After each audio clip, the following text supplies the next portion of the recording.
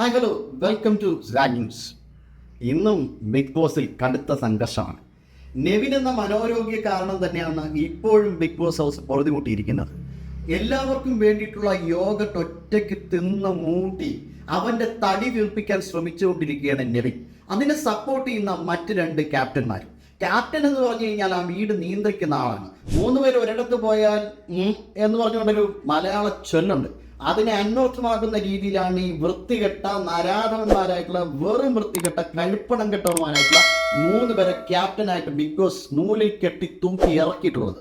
നെവിൻ ആ യോഗട്ട് മുഴുവൻ കട്ടെടുത്ത് തിന്നു എന്ന് പറഞ്ഞതിന് ശേഷം പോലും അക്ബർ എന്ന തടിമാടന് സ്ത്രീകൾക്ക് നേരെ ആക്രമണം നടത്താൻ പോലും മടിയില്ലാത്ത നരാധവന്, അതേപോലെ തന്നെ അവരവരെ വീട്ടിലിരിക്കുന്നവരെ വിളിക്കാൻ പറ്റുന്ന എന്ത് നെറികെട്ട പരിപാടിയും കാണിക്കാൻ പറ്റുന്ന ഇത്തരത്തിലുള്ള അലവലാദികളെയാണ് ബിഗ് ബോസ് ക്യാപ്റ്റനായിട്ട് അവിടെ കൊണ്ടുവച്ചിരിക്കുന്നതെന്ന് പറയുമ്പോൾ അതിൻ്റെ ഏറ്റവും പരിതാപകരമായ അവസ്ഥയിലേക്ക് ബിഗ് ബോസ് ഷോ മാറുകയാണ്. കമന്റുകളിലൊക്കെ നിറയുന്നത് അക്ബറിനെ പോലൊരു മകന് ജന്മം നൽകിയ ഉമ്മയെക്കുറിച്ചൊക്കെയാണ് പരിതാപകരമായിട്ട് പ്രേക്ഷകർ പറയുന്നത്. അത്ര നെറുകെട്ട രീതിയിലാണ് അക്ബറിനെതിരെയുള്ള കമന്റുകൾ. ഇത്ര വലിയ വിഷമാണെന്ന് ഹൗസിലെ ഓരോ ആൾക്കാരും പറഞ്ഞിട്ടും അയാളെ വിസിബിൾ ആകാൻ ഇത്രയും സമയമെടുത്തു എന്നുള്ളതാണ്. അയാൾ പുറത്തേക്ക് വരാൻ വേണ്ടിയിട്ട് ഇത്രയധികം സമയമെടുത്തു. അദ്ദേഹത്തിന് നല്ല കണ്ടന്റ് മാത്രമാണ് ബിഗ് ബോസ് പുറത്ത് വിട്ടത്.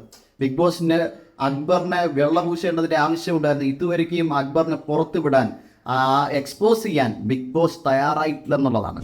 ആരിന് വേണ്ടിയും നെവിന് വേണ്ടിയും അക്ബറിന് വേണ്ടിയും കളിക്കുന്ന ഒരു ടീംമേറ്റ് പോലെയാണ് ബിഗ് ബോസ് ഇതുവരെയും പ്രവർത്തിച്ചിരുന്നത്. ഗത്യന്തരമില്ലാതെ അവർ നടത്തുന്ന എല്ലാ രീതിയിലുള്ള കാര്യങ്ങളും ഒരു രീതിയിലും കാണിക്കാൻ പറ്റാത്ത ഈ അവസരത്തിൽ മാത്രമാണ് അവരെ എക്സ്പോസ് ആക്കാൻ വേണ്ടിയിട്ട് ബിഗ് ബോസ് ശ്രമിച്ചിട്ടുള്ളത് എന്നുള്ളതാണ്. അവിടെ ആലോചിച്ച് നോക്കൂ, എല്ലാവർക്കും വേണ്ടിയിട്ട് സൂക്ഷിച്ചിരുന്ന ലക്ഷറി ബഡ്ജറ്റിന്റെ ഭാഗമായി കിട്ടിയ സാധനങ്ങൾ ഒരാൾ ഒറ്റയ്ക്കെടുത്ത് വിഴുങ്ങുക, അല്ലെങ്കിൽ ടീമായിട്ട് ചേർന്ന് വിഴുങ്ങുക. ഇത് ക്യാപ്റ്റന്മാരാണോ? ക്യാപ്റ്റന്മാർക്ക് വേണ്ടി കൊടുത്ത സാധനം അവിടെ എല്ലാവർക്കും വേണ്ടിയിട്ട് കൊടുത്ത സാധനമാണ്.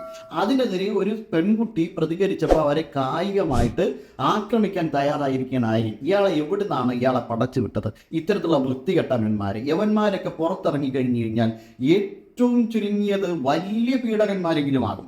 അത്രയ്ക്ക് മാത്രം തീവ്രവാദം നിറഞ്ഞ ചിന്താഗതിയാണ് ഇവരുടെ മനസ്സിലുള്ളത്. മീസോജനിക്കായിട്ടുള്ള ഇത്രയും വേസ്റ്റ് ആയിട്ടുള്ള കണ്ടസ്റ്റൻസിനെ ബിഗ് ബോസ് ഷോ കണ്ടിട്ടില്ല. അത്രമാത്രം വേസ്റ്റാണ്, മീസോജനിക്കാണ്, സ്ത്രീവിരുദ്ധമാണ് ഇവരുടെ പെരുമാറ്റം. എന്നിട്ട് ഓരോ പ്രവൃത്തികളിലും അത് കാണാം. അത് മാത്രമല്ല, ഒരു മനുഷ്യൻ അദ്ദേഹത്തിന് ഹൃദയരോഗമുണ്ട് എന്ന് തുറന്നു പറഞ്ഞ മനുഷ്യൻ ഹൃദയവേദന കൊണ്ട് താഴെ കിടക്കുമ്പോൾ അയാളെ ഷോനവാസ് എന്ന് വിളിക്കാൻ, അയാളെ ആക്ടിങ് എന്ന് വിളിക്കാൻ ഇവർക്ക് ഒരു മടിയും കണ്ടില്ല എന്നുള്ളതാണ്. അതായത് അടുത്ത് നിൽക്കുന്ന ഒരാളിന് അപകടം പറ്റിയാൽ ആ അപകടത്തെ പോലും കോണ്ടന്റ് ആക്കുന്ന തരത്തിൽ വൃത്തികെട്ടവന്മാരാണ് ഇവരെന്ന് അവർ തെളിയിച്ചിരിക്കുകയാണ്.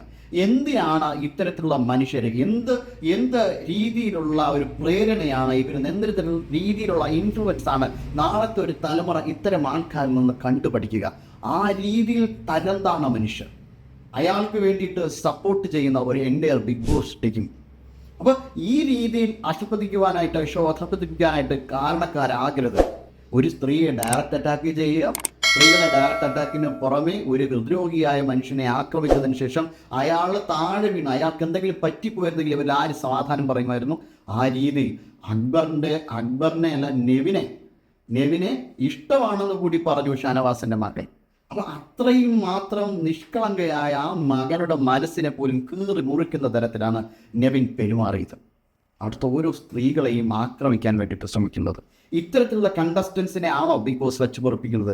ഇവരെ 3 പേരെയും എത്രയും വേഗം എവിക്റ്റ് ആക്കിയില്ലെങ്കിൽ ഇത് വലിയ സാമൂഹ്യ ദുരന്തമായി മാറും ഈ ഷോ എന്നാണ് ന്യൂസിന് പറയാം. നേരിന്റെ വാർത്തകൾ നിങ്ങളുടെ വിരൽത്തുമ്പിലെത്താനായി ന്യൂസ് ചാനൽ സബ്സ്ക്രൈബ് ചെയ്തും ഷെയർ ചെയ്തും ഒരു ശരിയായ മാധ്യമ നിലപാടിനൊപ്പം നിൽക്കാൻ ഞങ്ങൾ നിങ്ങളെ ക്ഷണിക്കുന്നു.